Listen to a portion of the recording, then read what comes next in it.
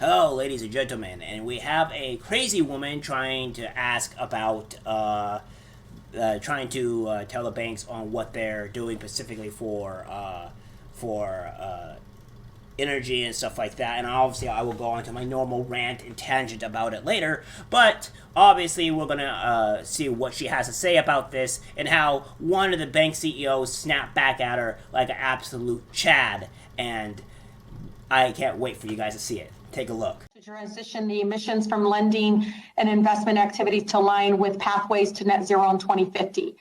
Do you know what the International Energy Agency has said is required to meet our global 2050 net zero targets of limiting global temperature rise to 2.7 degrees Fahrenheit or 1.5 degrees Celsius? So no new fossil fuel production starting today. That's like zero. So I would like to ask all of you and go down the list, because again, you all have agreed to doing this. Please answer with a simple yes or no. Does your bank have a policy against funding new oil and gas products? Mr. Dimon.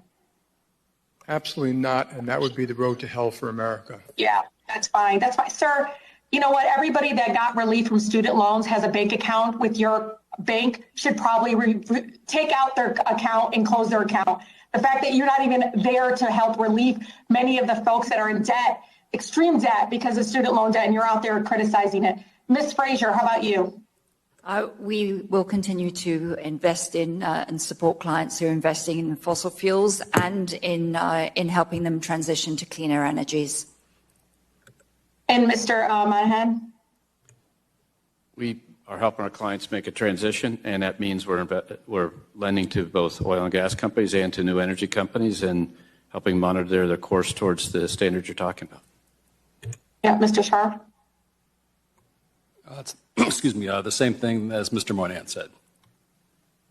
Yeah, I'm not going to ask you, Mr. Dimon, because you obviously don't care about working class people in frontline communities like ours that are facing huge amounts of high rates of asthma, respiratory issues, and so much more. Cancer rates are so high among my communities that I represent. So I'm not going to even ask you if you're committing to ending financing of new oil and gas projects.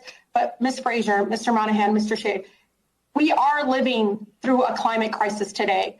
And a commitment to net zero requires a commitment to ending fossil fuel financing. It is important because I want you all to know at the end, we're going to pay the cost of the public health impact. These are people that you're supposed to be serving, the folks that you're supposed to be providing and supporting in communities. The problem I have with this woman right here, in particular with the climate crisis and all this other BS that she's talking about, is that the Earth has been doing this stuff for millennia of years. Like, since almost it was born. I mean, even when the Earth was just formed, it was under a rock. It was mostly just molten lava and no water, no nothing, and it took billions of years to make it even remotely be formed the way it is today, to where humans can actually live on it. In fact, there was no life on Earth at the time when the Earth was formed. There was no air, there was no nothing, and it took, some people suspect that it was rocks or what have you, or meteorites that crashed into the Earth that formed certain different kinds of life over those billions of years that made the Earth to what it is today. At least that's what it's theorized. However, the Earth is constantly going to be going through climate change. There was we just got off of, I may believe, a mini ice age from like I may believe like the 1800s to the 1800s to late 1800s to maybe the early 1900s, and we're just coming off of that. So yeah, it may be a little bit warmer because the Earth does warm over a periodic of time. And like I said, if we want more energy or more clean energy, then why don't we just do specifically power plants or nuclear plants, because they are the cleanest energy, but they don't ever want to do that. Both Republicans and Democrats don't want to go to that issue.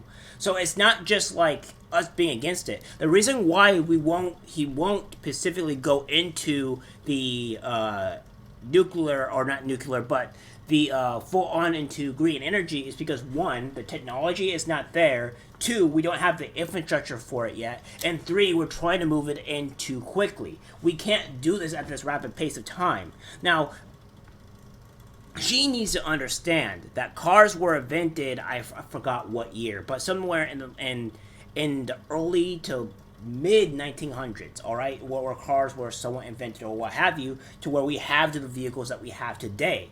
But he also needs to understand that the motor industry, or rather the oil and all this other stuff that was invented, was already like between the 1700s and 1800s. Give or take, I could be off base. I'm not exactly true on my timing, so I'm trying to be around the times that we would have invented this stuff. About around 1700s, 1800s, to where this was becoming more of a thing. Remember, we only had trains about 200 so years ago. Like, it wasn't that long until we had this stuff. So we've incorporated a way to where we had this type of technology to where we only had trains or very small things to what we have it now. That's the truth. And it took us years to reach this point. Now, we have dabbled in electric energy and stuff like that over the years, and it's still really new to us. We don't have the technology to be able to do this. So for us to forcibly immediately switch to something that we don't have enough knowledge of, we don't have the technology, and we have been seeing rapid issues to where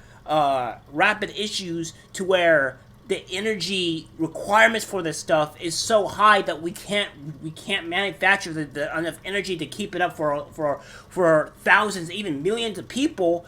We can't do this immediately. Now, the biggest thing, what Democrats or the far left want to say is that, oh well, you are against energy, or that you don't want anything green at all. And then, like, majority of the people that we're talking about from the Republican side or whatever is that we're not against the green energy, and we're not against this type of stuff. If we were, we would be canceling like recycling centers and other stuff like that actually do help, but we're against pushing it to the point to where it's immediate, to where you want to immediately transition to the stuff to where it's not beneficial.